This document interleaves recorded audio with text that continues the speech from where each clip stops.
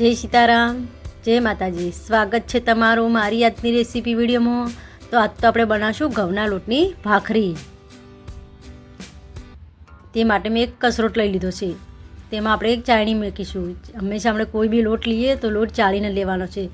તે માટે છે ને મેં 2 વાટકી ઘઉંનો લોટ લઈ લીધો છે.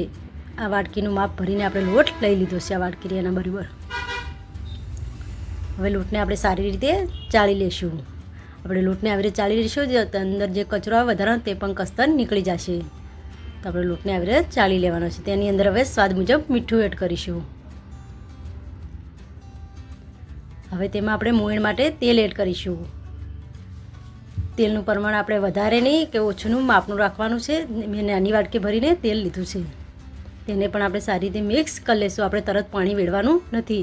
પહેલાં લોટને અને તેલને આપણે સારી રીતે મિક્સ કરી લેવાનું છે બરાબર.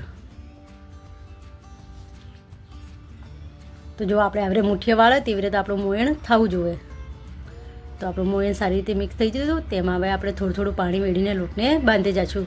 આપણે પાણી એકદમ વેડવાનું નથી. આપણે એકદમ પાણી વેડવા જઈશું તો આપણો લોટ છે તે ઢીલો થઈ જશે. તે માટે આપણે જેમ જરૂર પડે તેમ થોડું હાથમાં પાણી લઈને લોટને બાંધી જઈશું.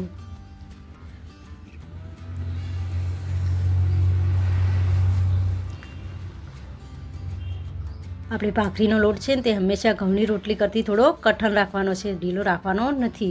આપણે કઠણ રાખશું તો આપણી ભાખરી છે તે એકદમ કડક અને સરસ ખાવામાં મજા આવે તેવી આપણી ભાખરી બનશે. આપણે આવી રીતે થોડું પાણી જરૂર પડે તેમ હું વેડી જઈશ અને લોટને આપણે સારી રીતે બાંધી જઈશું. આપણે હાથેથી બરાબર મસળીને આવી રીતે લોટને બાંધવાનો છે. હવે જેટલો લોટને મસળીને બાંધશો તેટલો આપણો લોટ છે તે સરસ થશે અને ભાખરી પણ આપણી સરસ બનશે.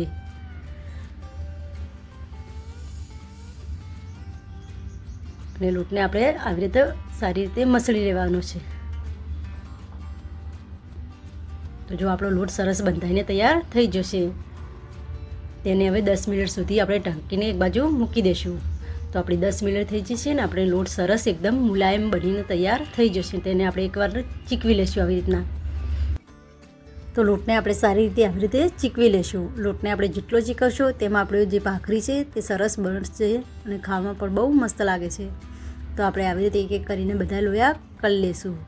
તો મેં આવા નાના માપસરના લોયા કરી લીધા છે. જો આપણે આવી રીતના લોયા બનાવી લઈશું. તો મારા બધા લોયા આવી રીતે નાના સાઈઝના બનીને તૈયાર થઈ જશે. તમારે લોયાની મોટી સાઈઝ રાખવી હોય તો પણ રાખી શકો છો.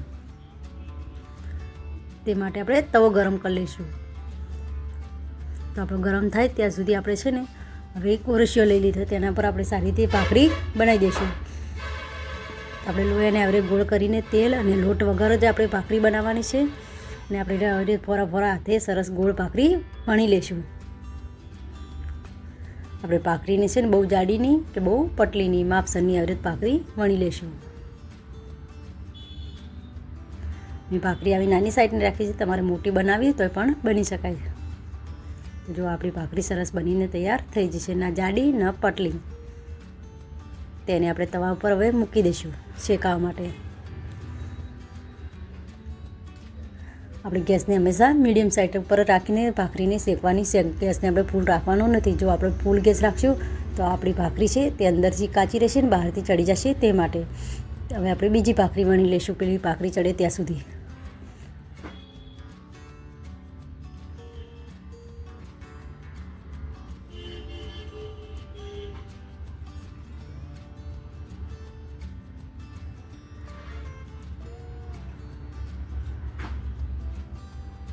તો ભાખરીને આપણે એક સાઈડથી ફેરવી દઈશું. આવી રીતે આપણે ફેરવી જવાનું છે ને ભાખરીને સારી રીતે ચેડવી જઈશું. તેની ઉપર આપણે તેલ લગાવી દઈશું. આવી રીતે તેલ ટોવાનું છે આપણે ચમચીની મદદથી.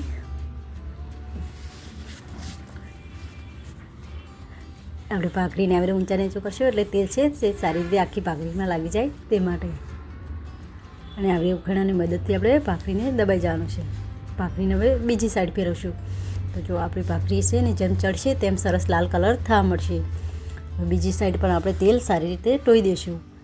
અને ઉખેણાની મદદથી આવી રીતે ભાખરીને આપણે દબાતા રહેવાનું છે. આપણે ભાખરીને જેમ ઉખેણાની મદદથી દબાશું તેમ આપણી ભાખરી છે સરસ ચડીને એકદમ લાલ અને સરસ લાગશે. ખાવામાં પણ બહુ મસ્ત લાગે છે.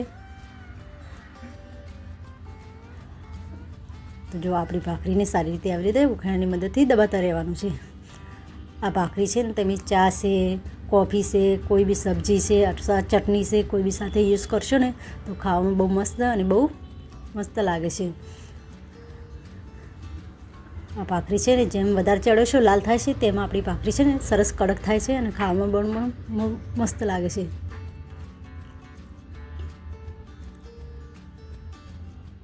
આપણે ઉખેડાની મદદથી આવી રીતે દબાતા રહેવાનું છે કે આપણી ભાખરી છે અંદરથી કાચી ના રહે તે માટે. જો આપણી ભાખરી આરી બનીને સરસ તૈયાર થઈ જશે.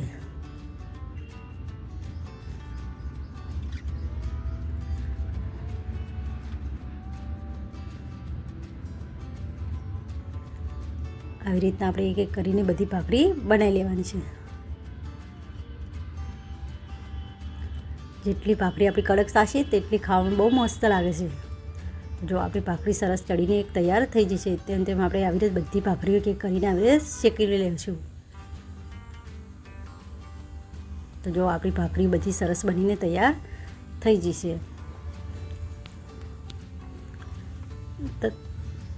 તો તમે મારી રેસીપી પર નવા આવ્યા હોય તો મારી યુટ્યુબ ચેનલને હજી સુધી સબસ્ક્રાઈબર ના કરી હોય તો સબસ્ક્રાઈબર કરી દેજો. તમારા માટે નવી નવી રેસીપી અમે લાવતા રહીશું. મળીશું આપણે નવા રેસીપીમાં. જય સીતારામ, જય માતાજી.